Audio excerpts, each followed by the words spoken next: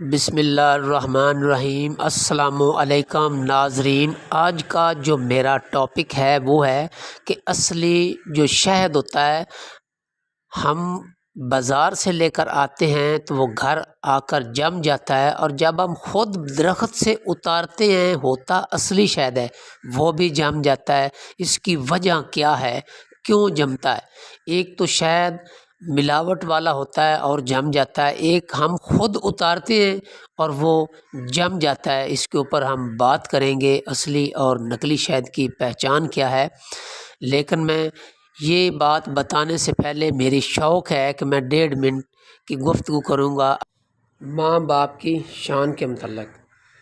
جو میرے دوست احباب ہوتے ہیں یا میرے رشتہ دار ہیں، ان کا ایک یہ وتیرہ بنا ہوا ہے کہ وہ اپنے ماں باپ کی بات نہیں مانتے، نہ عزت کرتے ہیں، وہ دوسروں کو ماموں بھی کہتے ہیں اور چاچا بھی کہتے ہیں۔ تو میرا ان سے پیغام ہے، جس کا والدین راضی ہے سمجھ لو کہ کائنات کا مالک اس پہ راضی ہو گیا، اور وہ جو کوئی بھی کام کرے گا، جس چیز کو بھی ہاتھ لگائے گا اور وہ کامیاب ہو جائے گا۔ تو میری ریکویسٹ ہے کہ اپنے امی اور ابو کی عزت کیا کرے، نہ کہ کسی دوسرے کو آپ امی اور ابو کہیں، اس کی بجائے اپنے ذاتی والدین کی عزت کریں۔ یہی جنت ہے اور یہی دوزخ ہے۔ تو آؤ اب ہم چلتے ہیں شہد کے ولاگ کی طرف۔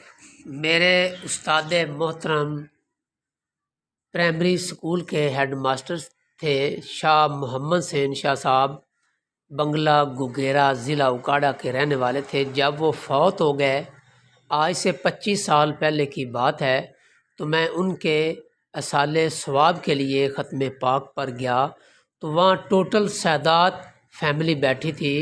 تو وہ ایک سید اٹھا اور وہ سٹیج پر چلا گیا، تو اس نے بتایا کہ آپ کو بتاؤں کہ اصلی شہد کیا ہوتا ہے اور سید کیا ہوتا ہے۔ تو اس نے بتایا کہ جو اصلی شہد ہوتا ہے، اگر آپ اس کو روٹی کے اوپر لگا کر کتے کو پھینک دیں، اگر کتا کھا لے تو وہ نقلی شہد ہوگا، اگر کتا نہ کھائے تو وہ اصلی شہد ہوگا۔ تو ہم نے پوچھا سید صاحب، شاہ صاحب، یہ کیا وجہ ہیں؟ تو انہوں نے بتایا بھائی بات یہ ہے، اتنی دیر تک شہد بنتا ہی نہیں ہے جب تک مکھی درود پاک نہ پڑھ لے۔ جب تک مکھی درود پاک نہ پڑھ لے اس وقت تک شہد بنتا ہی نہیں ہے، اور جس چیز کے اوپر درود پاک پڑھا جائے اس کو کتا نہیں کھاتا۔ لیکن اس نے ایک نجس جانور کے ساتھ اس نے مثال دی ہے کہ وہ بھی اتنا سمجھدار ہے کہ اس کے اوپر درود پاک پڑا ہوا ہے اور میں نے اس کو نہیں کھانا۔ اور دوسری پہچان یہ ہے، اس کو ایک سادہ کاغذ کے اوپر لگا لے شہد کو اور اسے آگ لگائیں، اگر وہ آگ لگ جائے تو سمجھ جانا کہ یہ اصلی شہد نہیں ہے، اگر آگ نہ لگے تو وہ اصلی شہد ہوگا۔ بہت سارے ٹپس ہیں، لیکن یہ 2 مین پوائنٹ ہی میں نے آپ کو بتائے ہیں۔ باقی رہا معاملہ کہ ہم بازار سے شہد لے آتے ہیں اور وہ گھر آ کر جم جاتا ہے، تو وہ تو نقلی شہد ہو گیا، یا طرح طرح کی ہم باتیں کرتے ہیں کہ یہ جو شہد ہے، یہ جو فارمی مکھیاں ہوتی ہیں وہ گڑ وغیرہ یا چینی وغیرہ ان کے پاس پھینک دیتے ہیں اور وہی مکھیاں کھا کر وہ شہد بناتی ہیں۔ ٹھیک ہے، وہ شہد ضرور بناتی ہیں، لیکن ہوتا تو وہ اصلی ہے، لیکن اس میں اصلی کی تاثیر نہیں ہوتی، کیونکہ درود پاک بھی پڑا ہوتا ہے، ہمیں ماننا بھی پڑے گا۔ لیکن جو اصلی انتہائی اصلی شاہد ہوتا ہے، اس کی پہچان یہ ہوتی ہے کہ وہ جمتا نہیں ہے۔ ایک دفعہ ایسا ہوا، میں نے شہد اتارا تو وہ جم گیا، تو میں پریشان ہو گیا، یار میں نے شہد بھی درخت سے اتارا ہے لیکن یہ جم گیا ہے، کیا وجہ ہے؟ تو میں نے کافی سال، 1 سال نہیں کافی سال میں نے تجربہ کیا بھی اس کی وجہ کیا ہے۔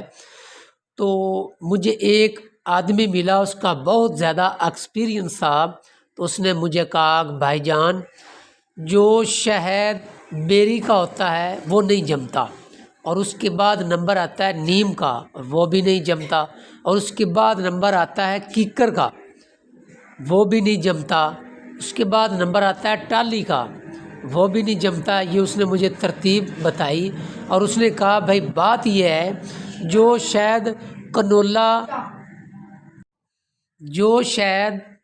کنولا جس کو ہم برسیم کہتے ہیں، کنولا کے جو پھول ہوتے ہیں یہ آپ کو سامنے نظر آ رہے ہیں، اس کے اوپر جو شہد بنتا ہے وہ ہوتا بھی اصلی ہے اور ہوتا بھی نیچرلی ہے، اس میں کوئی دو رائے نہیں ہے، لیکن وہ جم جاتا ہے۔ جمتا وہ کیوں ہے؟ وہ اس لیے جمتا ہے کہ اس کے اوپر جو بور ہوتی ہے وہ میٹھی ہوتی ہے، وہ بور مکھیاں وہ بور سمیت وہ لے کر جاتی ہیں اور چھتے میں وہ ڈال دیتی ہیں، باقی پروسیجر وہ پورا ہی کرتی ہیں، درود پاک بھی پڑھا ہوتا ہے، سب کچھ ہوتا ہے، لیکن جو اس کی بور ہوتی ہے نا اس شہد کی، وہ کسی بھی درخت کے اوپر وہ مکھیاں بیٹھ جائیں شہد بنانے کے لیے، اگر وہ چوس کر لائیں گی کنولا کے پھولوں کو تو وہ شاید اصل ہوگا لیکن وہ جم جائے گا۔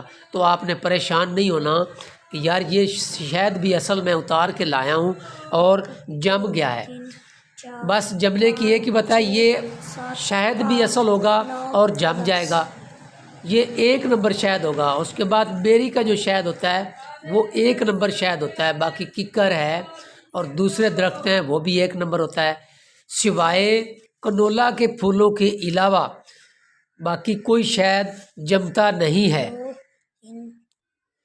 تو لہٰذا ہمیں چاہیے ہم جب شہد اتاریں تو اس سے نفرت نہ کریں، صرف اس شہد سے کریں جو ہم کسی چوڑے وغیرہ سے خریدتے ہیں یا دکان سے خریدتے ہیں۔ میں تو دکانداروں کو بھی چوڑا ہی کہتا ہوں کہ ان کو بھی اصلی شہد کا پتہ نہیں ہے، تو یہی وجہ ہے کسی سے مت پوچھیں، اس کو روٹی کے اوپر لگائیں اور کتے کو پھینک دیں، اگر کتا کھا لے تو وہ نقل ہوگا، اگر نہ کھائے تو وہ اصل ہوگا۔ یہی اس سے آگے کوئی اصلی شہد کی پہچان نہیں ہے، چاہے کوئی جتنی بھی قسمیں اور فارمولے بتاتا رہے، یہ آخری فارمولہ ہے۔ تو اگر میری یہ بات آپ کو پسند آئے تو اسے لائک بھی کرنا اور شیئر بھی کرنا، جو اچھی بات ہوتی ہے وہ صدقہ جاریہ ہوتی ہے، تو میری کوشش ہوتی ہے کہ میں آپ کو اچھی سے اچھی بات بتاتا رہوں تاکہ میری پاکستانی عوام مستفید ہو سکے۔ میں اجازت چاہتا ہوں، اللہ حافظ۔